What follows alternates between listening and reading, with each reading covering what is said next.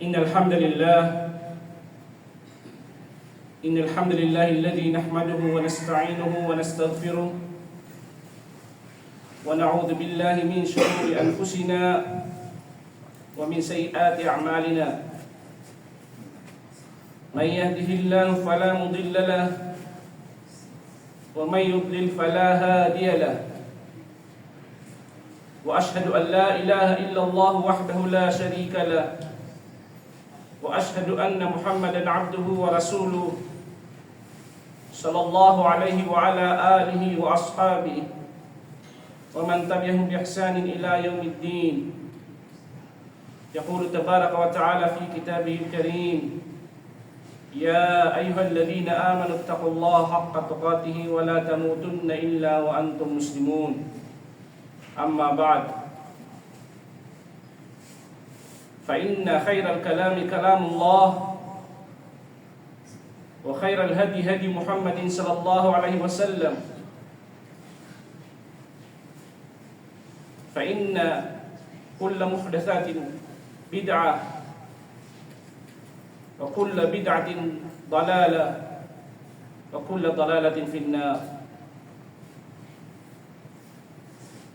Mga uri ng Allah subhanahu wa ta'ala,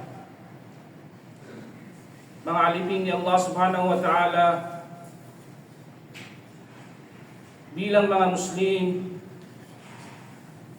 na nananampalataya kay Allah subhanahu wa ta'ala at sa huling araw, ay labis-labis ang pasasalamat natin at pagpupuri natin sa Kanya, sapagkat ibinilang niya tayo sa mga taong Kanyang ginabayan at patuloy na ginagabayan. Ang isang mananampalataya ay naniniwala na ang saysay ng kanyang buhay dito sa mundo ay dahil sa Islam. At ang pangangailangan niya sa Islam ay higit pa sa pangangailangan niya sa pagkain, kayamanan, tubig, at hangin. Mga alipin ni Allah subhanahu wa ta'ala, katiyakang ang mundong ito ay pansamantala at lugar ng pagsubok na inihanda ni Allah para sa mga tao, hindi para sa mga anghel, hindi para sa mga hayop, kundi para sa ating mga tao at sa mga jinn. Tayo nilikha ni Allah upang sambahin lamang Siya. Wala nang iba. Kaya't bilang mga mananampalataya, ang pinaka-kaiingat-ingatan natin sa ating mga sarili at sa ating mga katawan ay ang sinabi na ito ng ating mahal na propeta Muhammad sallallahu alaihi wasallam: Ala wa inna fil jasadi mudghah idza salahat salahal jasadu kullu wa idza fasadat fasadal jasadu kullu. Katiyakang mayroong laman sa ating mga katawan na kapag ito ay nagtagumpay, ay katiyakang magtatagumpay ang kabuuan ng katawan. Subalit kung ito ay mapinsala, ay katotohanang mapipinsala ang kabuuan ng iyong katawan. At yaon ng puso, sabi ng Rasulullah sallallahu alaihi wasallam, ala wahiyal qalb. Katunayan, ang hadith na yun na Rasulullah sallallahu alaihi wasallam ay hindi lamang tumutukoy sa tagumpay ng katawan o pagkasira ng katawan na nakasalalay sa katayuan ng iyong puso. Bagkus pag nasira ang iyong puso, hindi lang sarili mo ang masisira, kundi ma-impluwensyahan mo rin ang iyong mga nasa paligid. At maaaring isang buong pamayanan ay ma-impluwensyahan mo at masira mo.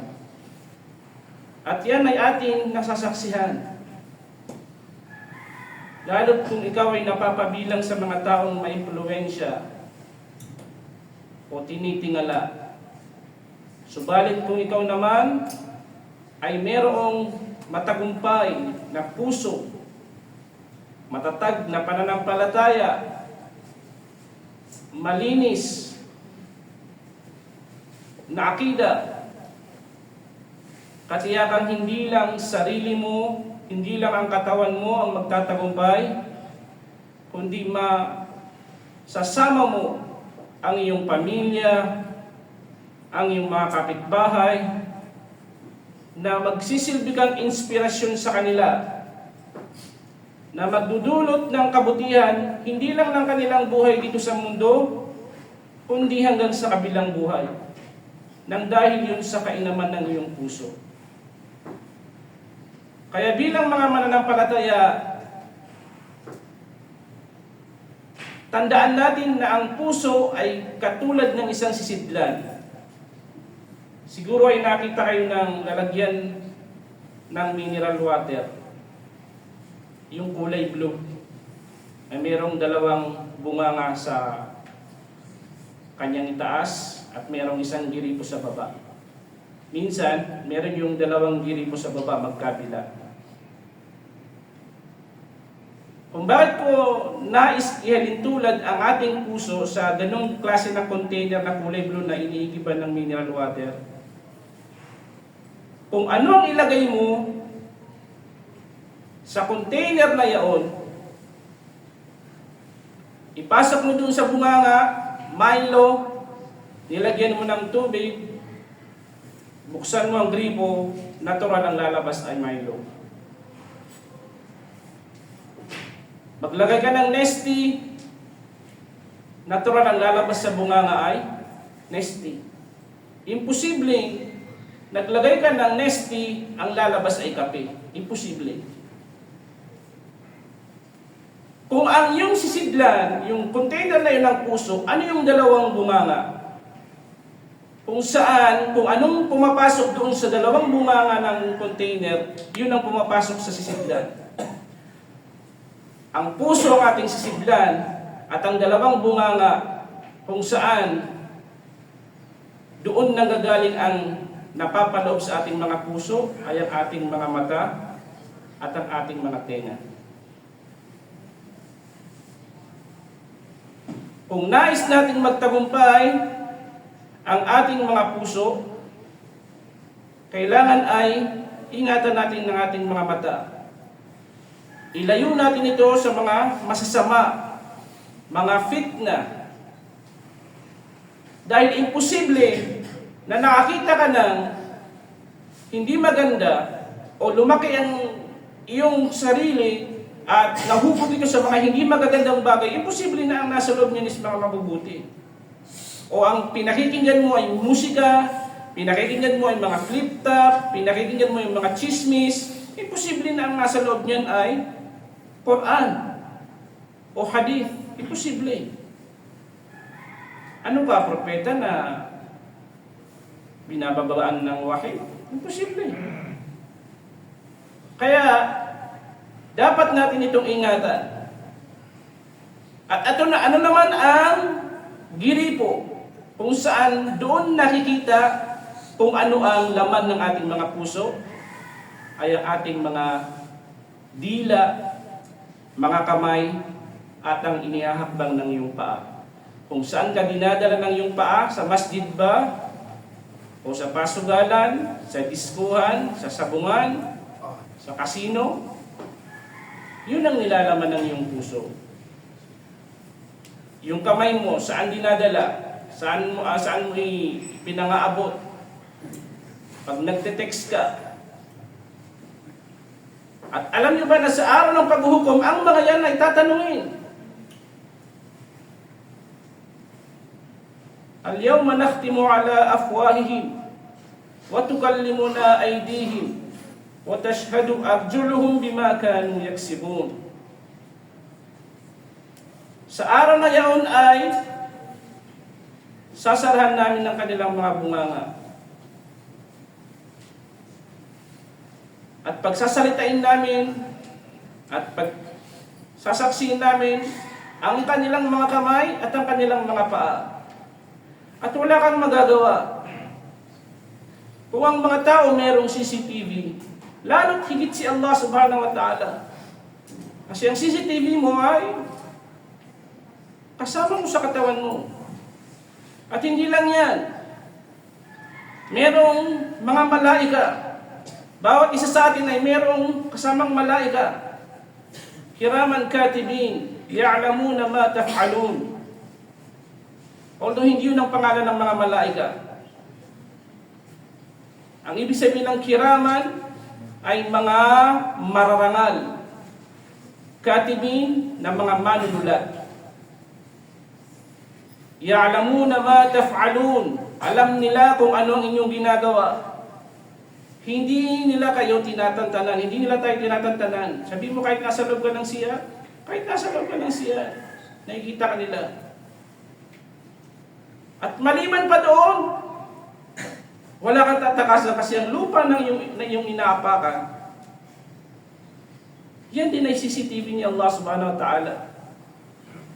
إذا زلزلت الأرض زلزالها وأخرجت الأرض أثقالها وقال الإنسان ما لها يومئذ تحدث أخبارها. Sa araw na yun, sabi ni Allah subhanahu wa ta'ala, lahat ng dumaan, nangyari, naganap, gabi man, araw, may bagyo, sikreto, hayag, publiko, pribado, lahat yan ikukwento ng lupa mula sa paglikha kay Adan. Paglikha sa mundong ito hanggang sa pagkagunaw ng mundo. Kaya wala tayong matatakasan sa mga sundalo ni Allah subhanahu wa ta'ala. Kaya't bilang mga Muslim, labis-labis dapat ang pasasalamat natin kay Allah subhanahu wa ta'ala. Dahil ginabayan tayo ni Allah subhanahu wa ta'ala at nagpadala siya ng sugo at sinamahan ng Quran upang malaman natin ang daan tungo sa tagumpay.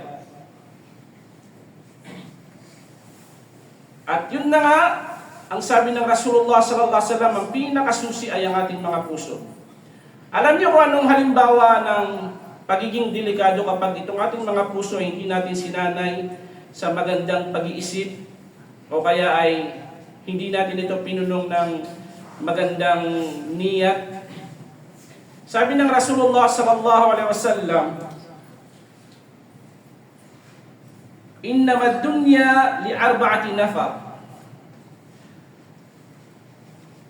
Abdun razaqahu Allahu malan wa ilman fahuwa yattaqi fihi rabbah wa yaslu fihi rahimah wa ya'lamu lillahi fihi haqqan fahadha bi afdalil manazil."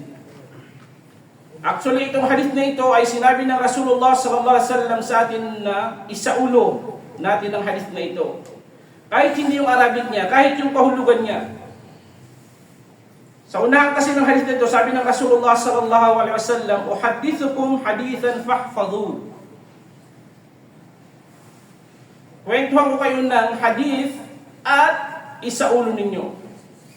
Sinabi niya na ang mundong ibabaw ay napapalooban ng apat na klaseng tao.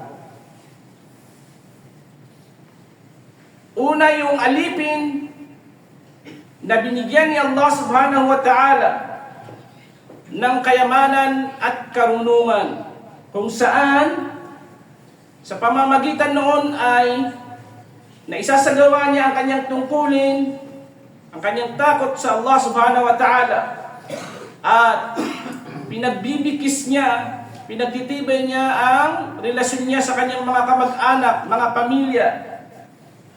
At alam niyang may karapatan si Allah subhanahu wa ta'ala sa kayamanan na yon at sa karunungan na yon.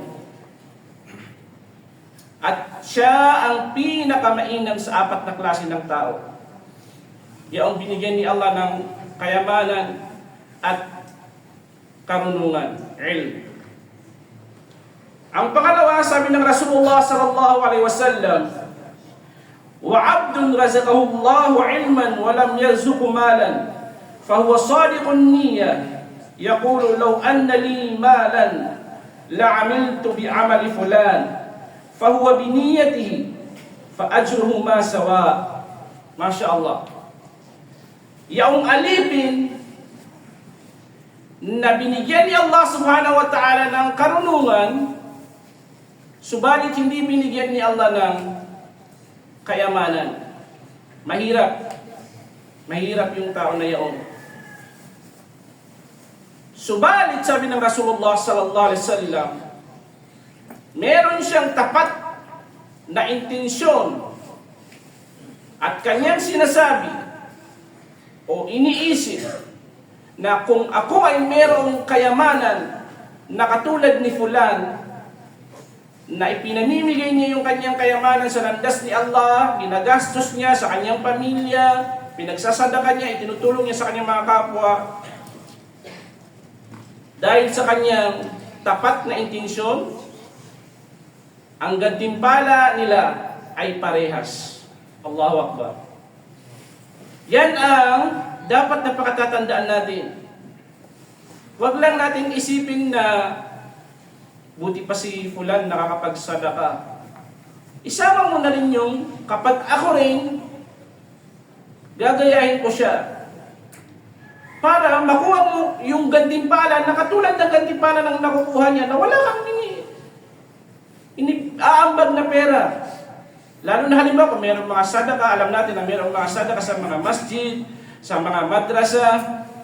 Nakakaramdam ka ba ng panghihinayang na hindi ka nakakapagsadaka o baliwala sa iyo? Kasi kung baliwala sa iyo, may problema ang iyong puso. Pero kung meron kang panghihinayang na hindi ka nakakapagsadaka dahil wala kang pera, gawin mo na, Ya Allah, pag ako nagkaroon ng pera, insyaAllah ay magsasadaka ko katulad ng kanilang pagsasadaka. Ganon ka halaga ang pagkakaroon ng malinis na puso. Ang pangatlong klase ng tao, wa 'abdun razaqahu Allahu malan wa lam yarzuqhu 'ilman, fa huwa yahbitu fi malihi bighairi 'ilm, la yattaqi fihi rabbah wa la yasilu fihi rahimah wa la ya'lamu lillahi fihi haqqan, fa hadha bi akhbathil manazil. Itong pangatlong klase ng tao ay binigyan ni Allah subhanahu wa ta'ala ng kayamanan, subalit hindi niya binigyan ng karunungan, walang ilm. Kung saan, hindi siya nagsasadaka, kuripot siya, hindi siya tumutulong sa kanyang mga kamag-anak, tinatalikuran niya sila, binabaliwala niya ang karapatan sa kanya ni Allah subhanahu wa ta'ala. Ang sabi ng Rasulullah sallallahu alaihi wasallam, siya ang pinakamalala sa kanilang apat. At ang pang-apat na klase ng tao, sabi ng Rasulullah sallallahu alaihi wasallam, wa 'abdun lam yarzuqhu Allahu malan wala 'ilman, fayaqulu law anna li malan la'amiltu fihi bi'amali fulan, fahuwa biniyati fawizruhu ma sawa. Ito ang pinakadapat nating pakaiingatan. Yaong alipin na hindi binigyan ni Allah ng kayamanan, hindi binigyan ni Allah ng karunungan, miskin, jahil, at ang kanyang nasa puso, kung matulad ko lamang si number 3, Yun ang gustong-gusto ko, sabi niya. Yun ang pangarap niya, yung number 3. Mayaman na walang pakialam sa kapwa. Anong sabi ng Rasulullah sallallahu alaihi wasallam? At dahil sa niyat niya na yaon, ang kanilang kasalanan ay parehas. Meron akong gustong ipunto, lalo na sa nagaganap dito sa ating bayan. Hindi ko sinasabing huwag tayong makialam sa kalagayan ng ating bayan. Subalit, huwag po tayong masyadong magpa-apekto sa mga nangyayari, sa korupsyon, sa Senado. Huwag tayong magtatanggol ng mga politician, lalo na't mga kuffar.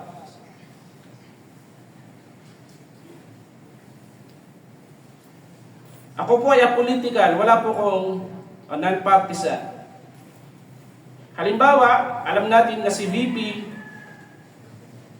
gabayan siya ni Allah subhanahu wa ta'ala, siya ngayon ay nasa impeachment, okay?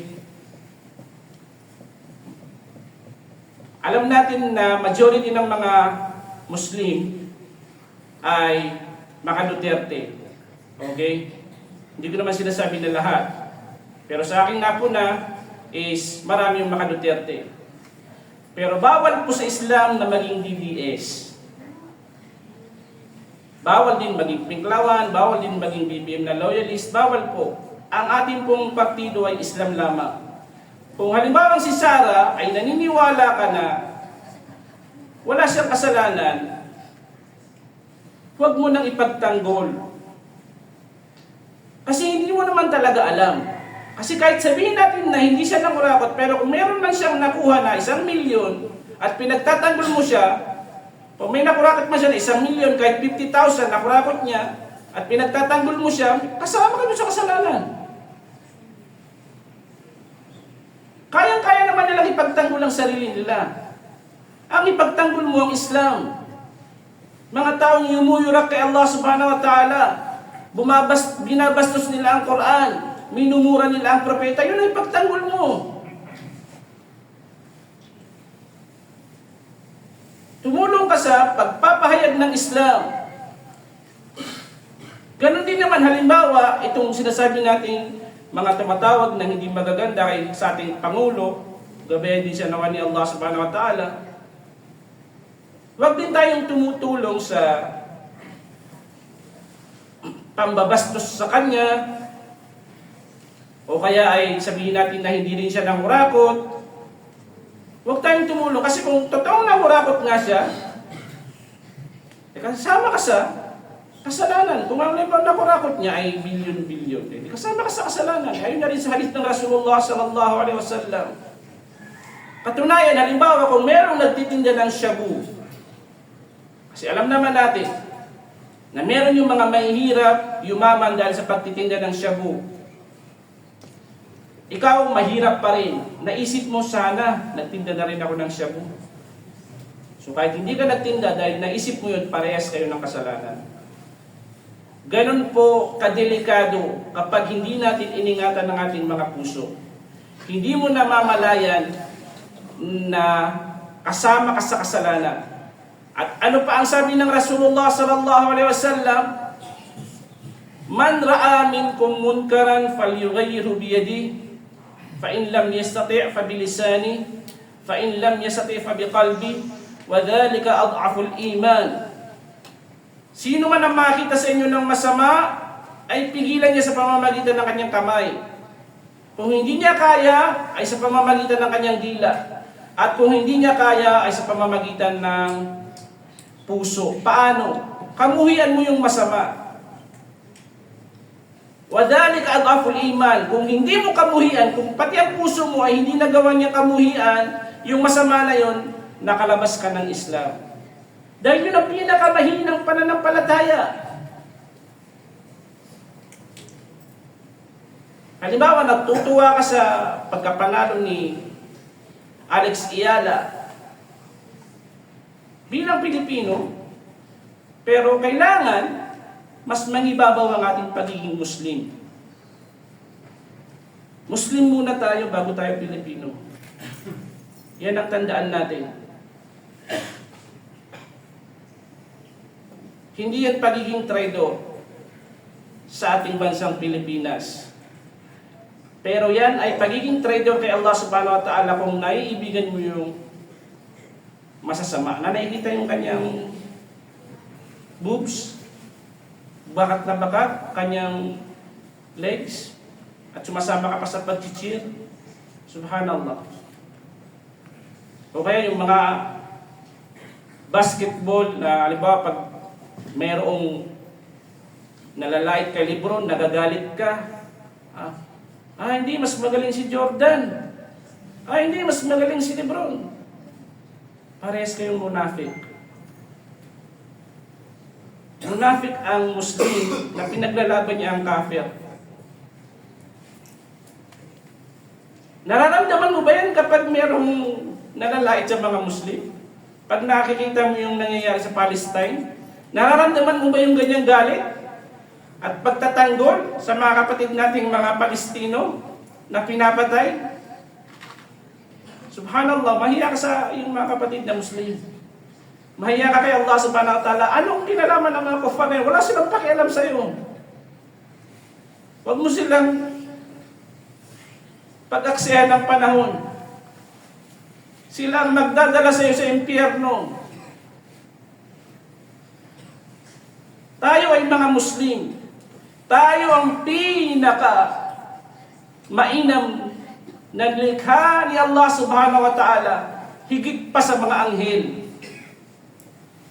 Si Allah mismo ang nagsabi, Innal ladhina amanu wa amilus salihat ulaika hum khairul bariyah. Yan ang kailangan na tandaan mo. Katiyakan, sabi ni Allah subhanahu wa ta'ala, na silang mga mananampalataya at gumawa ng kabutihan, silang pinakamainam sa lahat ng mga nilikha. Tapos ang ginagaya mo, ikinakatuwa mo, chinichir mo yung mga kufar na silang pinakamasama sa lahat ng mga nilikha kung hindi sila magtawbah. Innal ladhina kafaru min ahli alkitabi wal mushrikina fi nari jahannam khalidina fiha ulaika hum syarrul bariyah. Katotohanan silang mga tumanggi na kabilang sa mga binigyan ng aklat at silang mga sumasamba ng iba maliban kay Allah. Ang kanilang hantungan ay ang impyerno.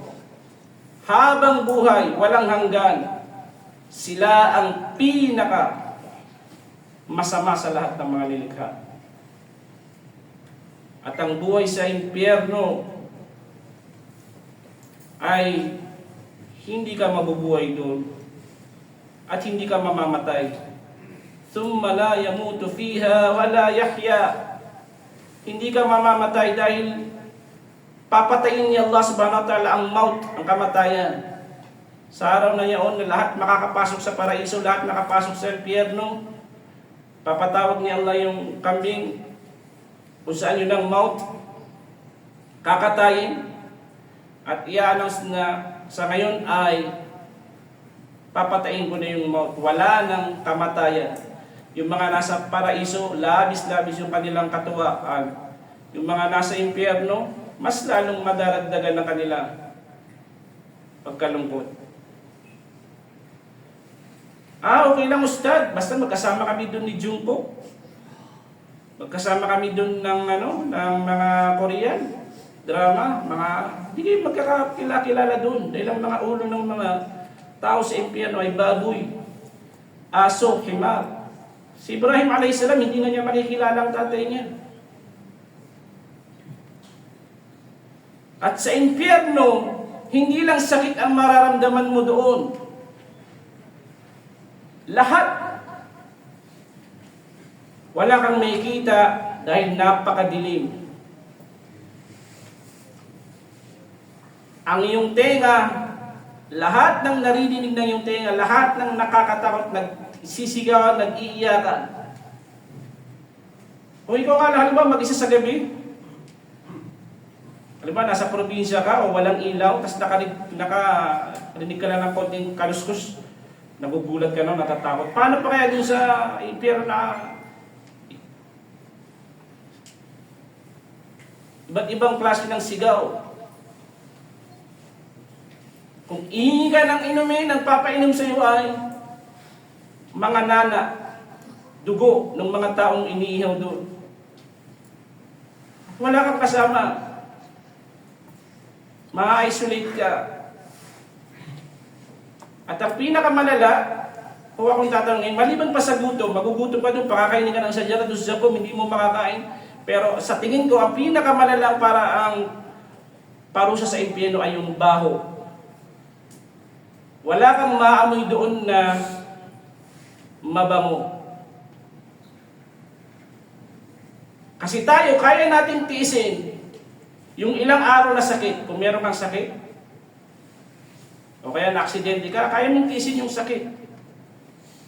Gutom, kaya mong tiisin. Uhaw, kaya mong tiisin ng ilang araw. Ilang oras. Nakakarinig ka ng hindi magaganda, kaya mong tiisin. Pero hindi mo kayang tiisin 5 minutes. Kahit nga misis mo o mister mo, mabawang hininga, hindi mo kayang tiisin sa minuto, kiss mo. Baka masuka ka. O kaya umutot yung kapwa mo. Di ba? So, mga kapatid sa Islam, sinasabi natin itong mga bagay na ito upang mabigyan tayo ng balala, paalala, na ingatan natin ang ating mga puso kung paano ito mag-isip, ang mindset ng ating mga puso, na tayo ay loyal lamang kay Allah subhanahu wa ta'ala at sa Islam. Kahit sa mga ulama, hindi tayo pwedeng maging loyal sa mga ulama. Dahil pumapasok din yan sa shirk kapag loyal ka sa ulama. Kasi ang ulama ay nagkakamali din. Doon ka sumasama. Kapag tama siya, kasama mo siya. Pero hindi ko siya nasabi kung mali ang ulama, babastusin mo yung ulama. Haram yun. Pero kahit mahal na mahal mo ang ulama, kung nagkamali yung ulama, hindi mo pwedeng sundin. Kasi nabanggit din ni Allah subhanahu wa ta'ala sa Quran niya. At yan ay pinag-aaralan sa tawhid, sa akida. Ang hindi lamang nagkakamali ay ang Quran at ang hadith ng Rasulullah sallallahu alaihi wasallam. Dahil lahat yan ay wahy mula kay Allah subhanahu wa ta'ala. Kaya naman, tayo ay magpasalamat kay Allah subhanahu wa ta'ala sa mga biyayang natatanggap natin. Ang mga ito ay paalala bilang kapatid ninyo sa Islam. Ano man ang narinig ninyo dito na kamalian, ay yun ay galing sa akin. Hiningi ko ng kapatawaran kay Allah subhanahu wa ta'ala. At ang kabutihan na inyong narinig ay mula kay Allah subhanahu wa ta'ala. Aqulu qawli hadha wa astaghfirullah li wa lakum wa lisa'iril muslimina min kulli dhanbin fastaghfiruhu innahu huwal ghafurur rahim.